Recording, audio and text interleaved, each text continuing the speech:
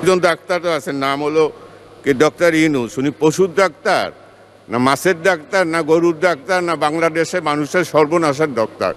উনি বলে শান্তির জন্য নোবেল পুরস্কার পেয়েছেন। যত অশান্তি উনি বাংলাদেশে ঘটাবার জন্য এ পর্যন্ত যা করছে, বাংলাদেশের পয়সা উন্নতি করেও না, ভালো করে না, ক্ষতি করে এসেছে।